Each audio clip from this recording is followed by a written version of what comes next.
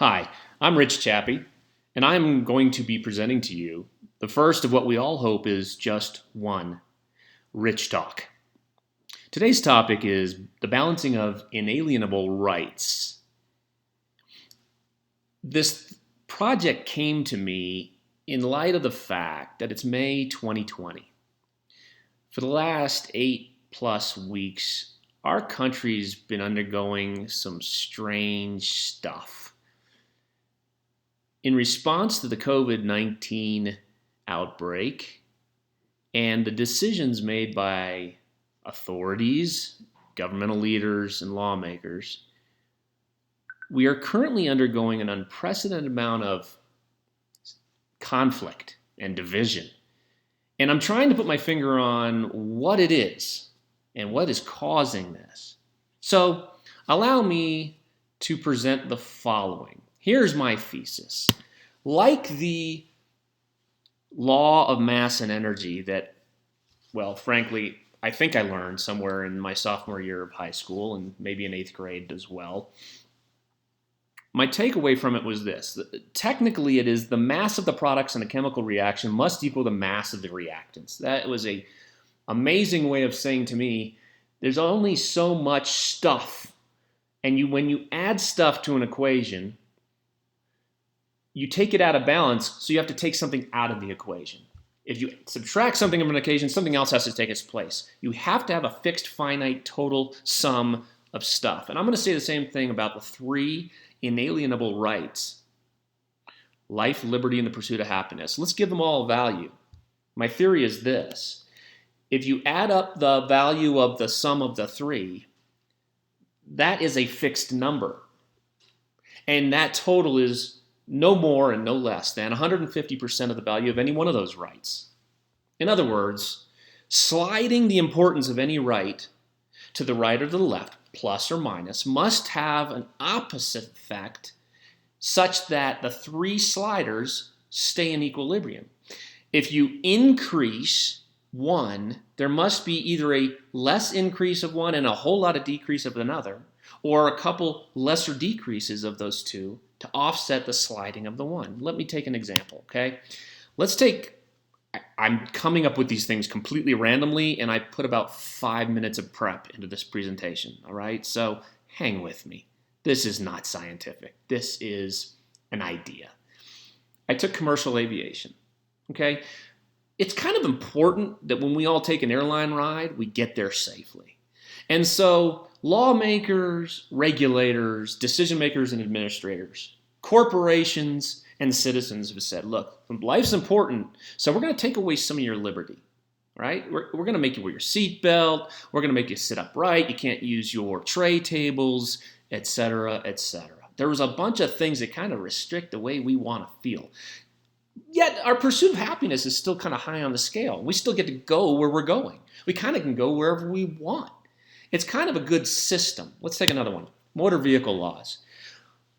America especially, our society puts an extremely high value on the pursuit of happiness when it comes to getting behind the wheel of a car. But we all accept certain restrictions on our liberty in hopes that we will get to our destination safely. So our pursuit of happiness, we've slid it way to the right, but it's come at the expense of some liberty. We got to stay on the right side of the road here in America. We've got to use our blinkers. We've got to have taillights. We've got to have horns.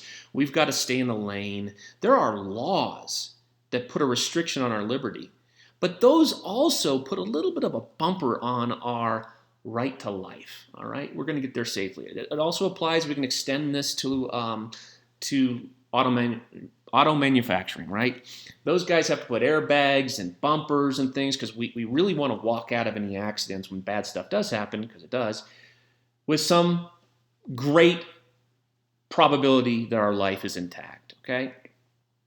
Let's take the same law and apply it to the motorcycle helmet law, because a few decades ago, lawmakers thought it would be a brilliant idea to force all motorcycle riders to wear helmets. You remember what happened?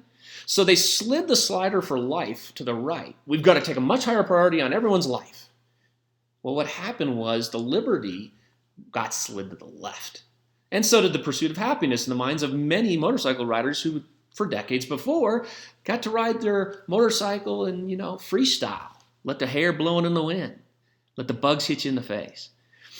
Well, that didn't last very long, did it? Why is that? America's society puts a very high value on the bottom slider, pursuit of happiness. Let's take another one. Smoking laws, right? We all know it's bad for us. It kills people. Smoking cigarettes is bad for you. What does the American lawmaking administration and regulation do about it? Well, they take away some of your liberties, right? If you're under 18, you don't get to do it legally. There's restrictions and taxes on the sale of the product. A lot of those is fed back into the medical system. But we prioritize the bottom slider in America. Everyone has a right to smoke themselves to death. And that's exactly what we do. And this has been going on forever. So we're familiar with it.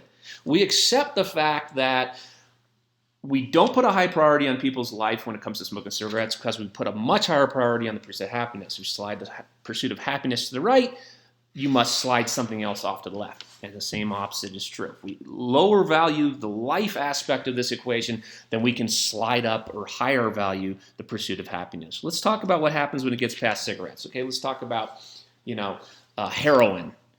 Well, that's bad stuff, right? Our society says that impedes now my life. Somebody on a higher, somebody smoking cigarettes isn't really going to face a threat to me. But somebody on heroin strung out in a bad place could threaten my life. So we're going to slide the life thing to the right. So what do? We put more laws against it. We prohibit, we ban heroin or cocaine. Marijuana, look what we've done with the marijuana laws in just the last few years. The opposite. We probably have to go back to the cigarette laws. Marijuana, probably not a great product for American society, but hey, we value something else. We value the pursuit of happiness. It's more like the smoking laws. It's not like the drug laws. All right, I'm going to throw this one in just because it's the most offensive example I could come up with that slams the life bar to the left. Let's face it. The abortion laws say we put zero value on newborn or preborn life, right? And the offsetting benefit to society, I hate using the word, is that we can slide the pursuit of happiness up to the right. Free sex, unprotected sex, whatever, go have fun. We'll fix it later. Life low allows us to slide pursuit of happiness high. Okay, enough of that one. Let's go on to something else that we can all relate to. Food laws, right? Regulations in the FDA. America has forever said, hey, let's just be happy. Food makes you happy. Eat food. Get as fat as you want. It'll have no effect on the cost of your healthcare system, at least what you pay into it. It'll have no effect on your healthcare premiums, your insurance premiums. Supersize it, baby. So what's the effect? Our pursuit of happiness slides to the right. We don't value your life. People are dying daily of complications due to the fact that we're just really, really obese as a society. That gives us a lot of liberty, gives a lot of happiness to those who like to eat a lot of food, but it doesn't put a lot of value on life. Same effect with diabetes. We don't restrict what you can do. If you have diabetes, you're free. Right? You can eat that candy bar, and I've unfortunately watched family members succumb to this evil disease because they're right. They were free to do so. God love them. They were free not to exercise, not to watch their weight, and do the things the doctor said. They were free to do that. Their pursuit of happiness, the irony there, we'll talk about some other time, gave them many liberties, but it put a very low priority on their life. And that's fine. That's America. That's the way we wanted to do it. Now let me take an extreme example. I was trying to think of something where life got probably unexpectedly or unjustifiably, the life bar got slid to the right because we're going to introduce a new variable. All the things I've talked to so far, smoking, obesity, food, whatever, these are things we know, all right? Common diseases, colds, the flu, right? We know these things. We're not really afraid of them because we know them. But what happens when we throw the effect of fear into the equation we're talking about here? Okay, so let's slide our priority for life to the right on some extremely fearful event. I'm going to go to World War II, and I'm going to talk about the internment camps for the Japanese U.S. citizens living on the West Coast. Oh my goodness, Pearl Harbor gets attacked. We don't know what's going to happen next. We're afraid as a country.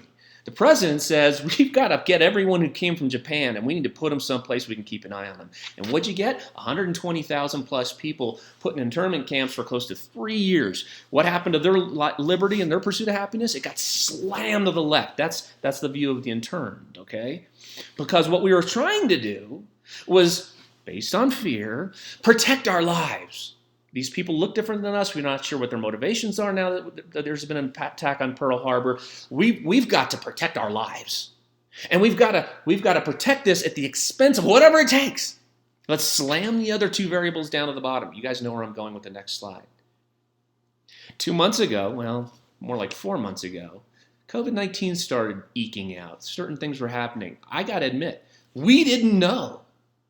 We didn't know about this disease. It's not the flu. It's highly contagious. People could die, and people did die. So our response was largely driven by, I say fear, but you understand what I'm saying. We didn't have the data. And when you don't have the data, you react without data. Okay, that's fear. Or it's caution. Let's call it caution. Okay? I should have put caution in the slide. So we slammed the bar for life. We want to protect our life, American citizens' lives, at all costs. And we slam it to the right. Off to the right it goes. What happened, guys? Slam to the left. Go liberty and pursuit of happiness. But it's okay, right? It was all right. I'm down with that. I didn't know anything about this disease. I don't want to die either. A week goes by, 2 weeks goes by, 3 weeks goes by. New York's having some issues. They're reporting really well. We get good data. We're starting to learn the data, but we're not seeing the data everywhere else. We're seeing it in New York. We're seeing it in other population centers, but the South seems to be like, okay, or other pockets. So enter the tension, enter the conflict into our thesis and our play here. We accepted that for a period of time based on some data we thought we had, which was that it probably could take up to 14 days to realize you have this thing. So 14 days goes by. Most of us didn't have this thing. We were staying at home. We were doing the right things. Let's give it another 14 days. Guys, this started mid-March. Mid-April, we're going, okay, it's been 30 days. Let's start coming out of this, okay? We've got more data. Every bit of data gives us less fear. So let's go on to the stickiness of fear. And here's where I'm getting. Our fear for life is kind of stuck there. There's a certain subset or majority of our population, and especially those in leadership, who are able to do so, aided by media and hype and things and stupidity and social media. I kind of double spoke there, social media and stupidity. That keeps that thing stuck to the right. Here, again, enter the conflict, enter the division. A certain amount of us are saying, wait, we've got the data for Texas. We've got the data for Colorado. We've got the data for Arizona. And we don't have New York's data, yo. Let's slide this thing down. We're not afraid anymore. Now, we're cautious. There's steps we should be taking. We got to come out of this easy. But why? My point of this conversation was, why are we so divided over this? Why are we so conflicted over this? The reason is, as you add knowledge, as you add experience, that fear goes away. That slider for life. We should have more confidence in our ability as healthy people, as young people, as those that aren't dying from this. If you look at the stratum of the breakdown of the data from COVID-19, they're saying, hey, let me out. I'm 50 years old, 51. I'm healthy. I'm in good shape. I'm willing to take some risks. I'm willing to ride my motorcycle with my helmet off again, y'all. Let's slide this sucker down. I understand it's not for everyone. I understand if you're immune susceptible, if you're vulnerable, if you're not healthy, if you are in a situation where you've got doctor's orders or you're just kind of like not into this, stay home. That's your liberty. That is every bit. You're going to give up your pursuit of happiness. You're going to give up some liberty, and you're going to go ahead and keep yourself high on the value of life scale. Some of us are ready to come down a little bit. Let's walk it down. I'm ready to take some more risks. I want a little bit more offsetting liberty and a little bit more pursuit of my happiness. That's my theory, guys. I don't know what it was worth. I wasted about 11 minutes of your time. I'm Rich. This is the first of, hopefully no more, Rich Talks on balancing inalienable rights.